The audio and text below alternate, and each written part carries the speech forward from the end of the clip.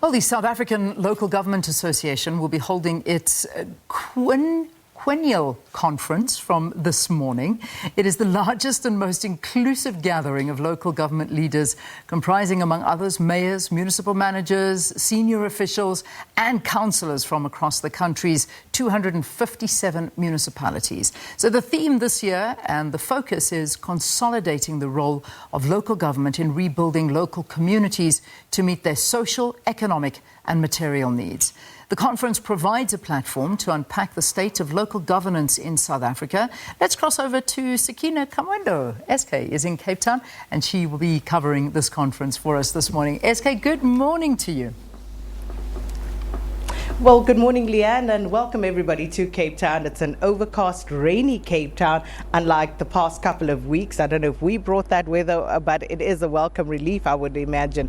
Well, we're here, as you said, Leanne, for the South African Local Government Association's National Conference 2022. And the theme, as you pointed out, consolidating the role of local government in rebuilding local communities to meet social, economic, and material needs. And as you know, that cannot be overstated at this level of government. So today's proceedings, of course, kicking off, it is a hybrid sitting, and it has been since the advent of COVID, and Cape Town playing host. But of course, we have a distinguished list of dignitaries who will be attending either in person or joining via satellite to these proceedings. So we'll tell you more about that in just a little while.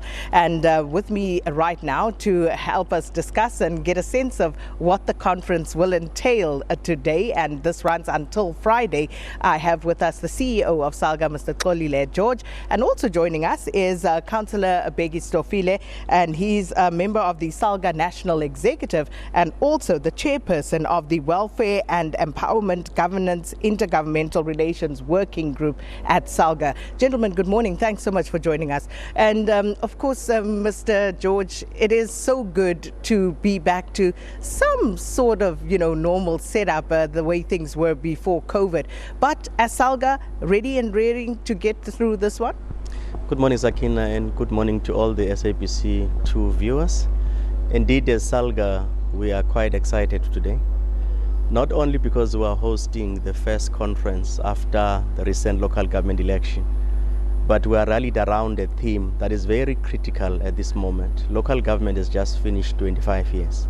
At least in its current democratic form, post our new constitution. And choosing a theme that says consolidate is acknowledging that there has been a path of almost 5 consecutive elections that have been held successfully, expressing the will of the people. So SALGA's choice of this theme is to say, how do we consolidate the role of local government in building communities to be able to meet their social, to meet their economic, and meet their material needs. So it does place communities at the center of what we do, because local government needs to act as agents of building the capacity of communities to meet their needs, not to have communities that are subject of a dependability in local government and unplug them out of the system of building their own presence in communities and meet their own needs. So that's a very specially chosen theme by SALGA. At the same time, we also want to use this moment to acknowledge that for the last 25 years, there's been a lot of successes. There's been a lot of gains that are tangible for communities to see. At the same time, there's been a lot of moments where, as local government committee, we don't feel proud about. Moments where there has been instances where you could see elected leaders, you could see employees casting their eyes off the ball, sometimes getting into instances that do not make local government as a family to be proud of. And as SALGA, we've been fairly consistent to make sure that our role is to build capable municipalities. And for today, tomorrow, and Friday, in welcoming many guests nationally, internationally, we're quite excited that this theme is going to rally all of us so that we don't emerge and say we have concluded a conference, but we emerge with renewed vigor, we emerge with renewed commitment. We also point out weaknesses that needs to be tackled so that in the project of consolidation, we're very clear as SALGA that on issues of corruption, on issues of maladministration, on issues of ensuring municipalities are resourced properly, we have a balanced perspective to make sure that we emerge out of this conference with every municipality with a clear commitment and a clear support plan from SALGA to say, how do we help those that are unable to discharge their obligations, but also how do we point out through our advocacy program to national government, to civil society, and be able to say these municipalities don't have resources, support them. At the same time, in a situation where our economy is very weak, we also need to local government, also to say to local government, every cent that you receive, account for, spend it properly, ensure that you are able to build confidence to be able to say, SALGA is asking for more resources to you, but at least we can trust you. We can trust you that every rand you have, you are capable of accounting. When you don't, it is also SALGA that must point out, and it has been pointing out, that this and that municipality is not doing very well. It's not meeting basic needs. This is what must happen on the angle of accountability, on the angle of holding those who have been given roles to play but are not playing. But where there is glaring weaknesses that need support, SALGA's strength must also be put to bear to help municipalities. So we're quite excited on that area, and we look forward to a very successful conference that will point out a blueprint for the next 5 years on how do we consolidate the role of local government in building democracy, but at the same time making sure that communities are themselves agents of change. So for many South Africans watching this right now from many municipalities somewhere in the country, they're probably sitting there listening to you, Mr. George, thinking, the water that's running out of my tap, if there is water running out of my tap, is not drinkable in some instances. They're thinking the roads are impossible in some instances. They are thinking of all the failures, and that's human nature to do that. You know, you speak about the successes of SALGA, but for many people, when they sit and listen and they talk about local government, what comes to mind most readily is, of course, the failures of local government. And you speak about SALGA's role to actually assist to capacitate these local government entities. So in that regard, how do you hold people accountable? To what extent can you hold them accountable when it comes to failures?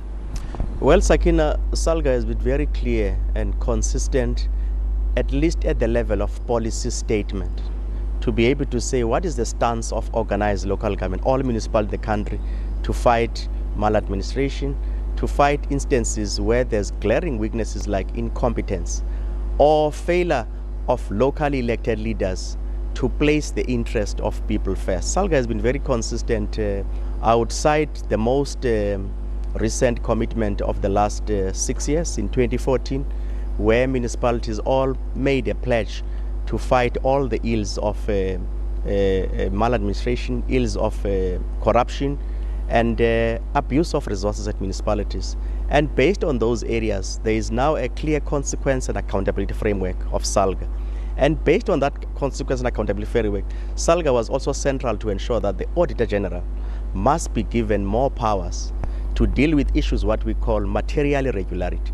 So at AG doesn't only point out issues, is able to follow right up to the end when there's proven responsibility.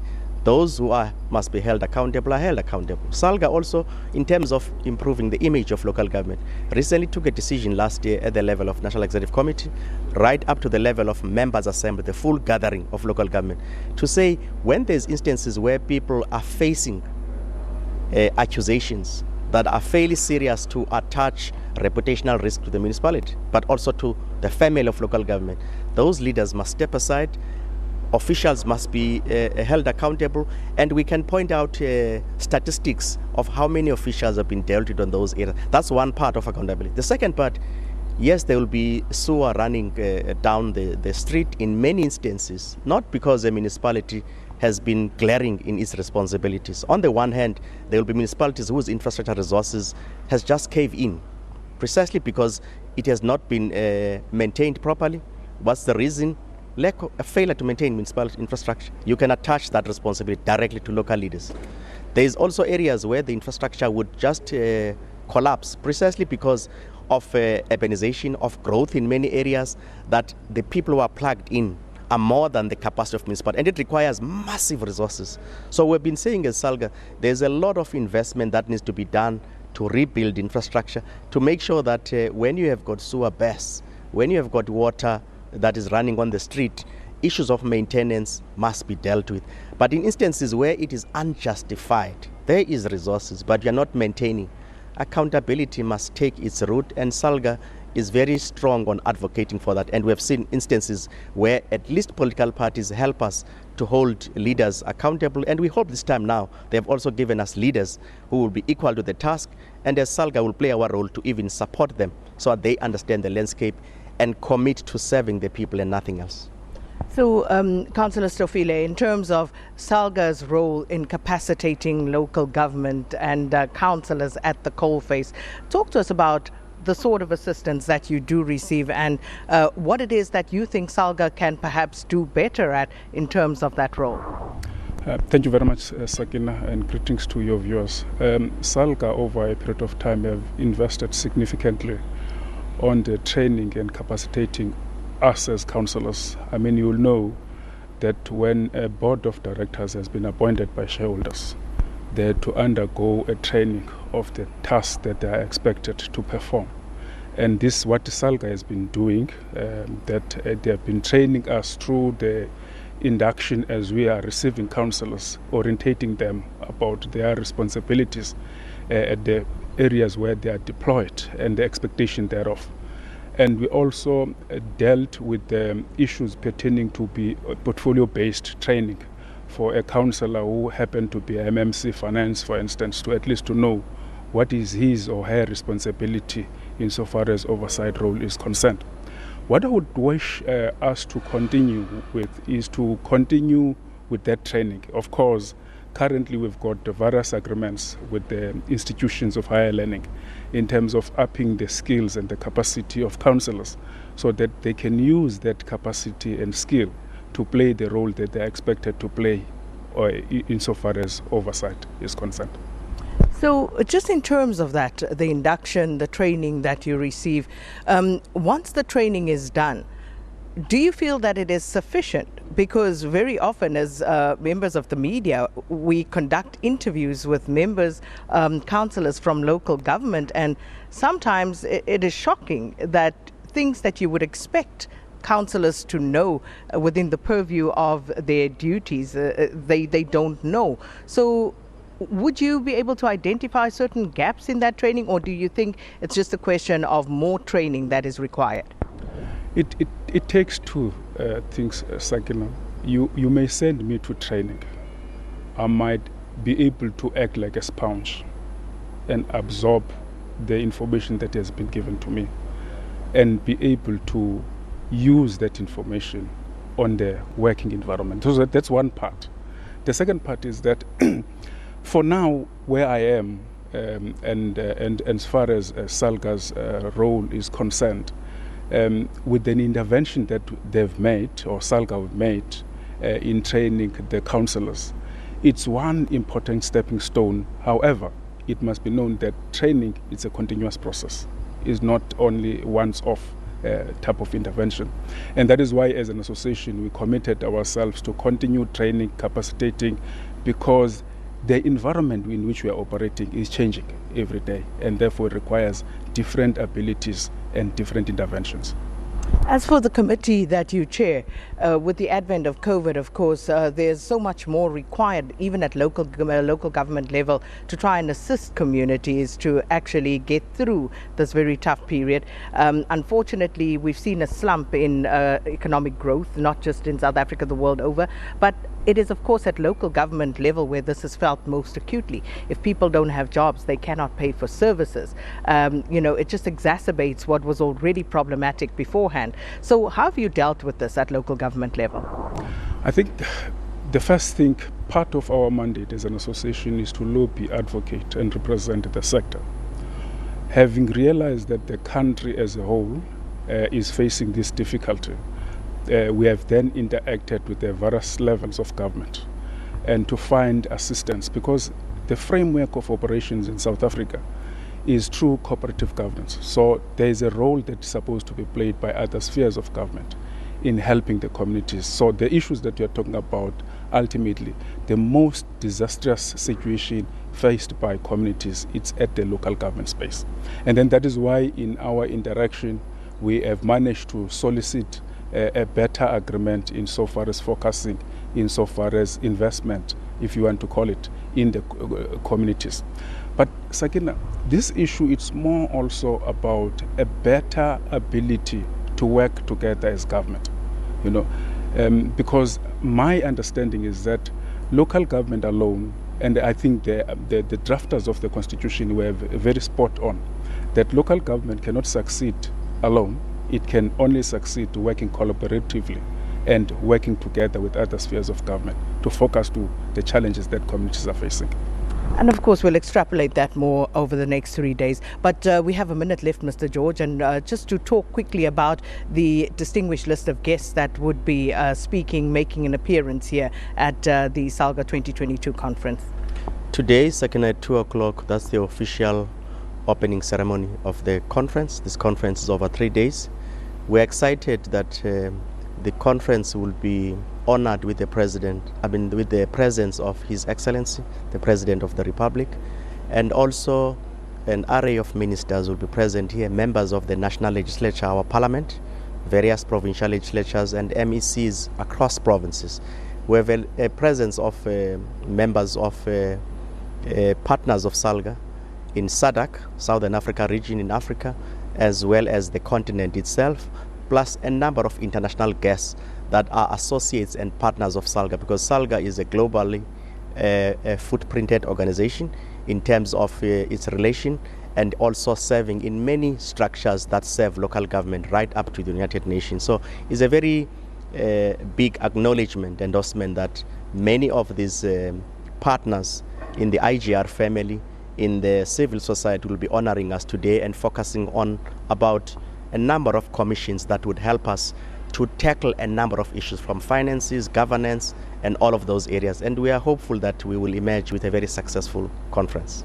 And of course, we'll be here to also facilitate and find out what comes out of it indeed. So that's what you can look forward to. We are, of course, still here, and we're going to have to say goodbye to our SABC 2 viewers at this point. But of course, we will be back here in Cape Town at the ICC for SALGA National Conference 2022. But for now, bye-bye to our SABC 2 viewers.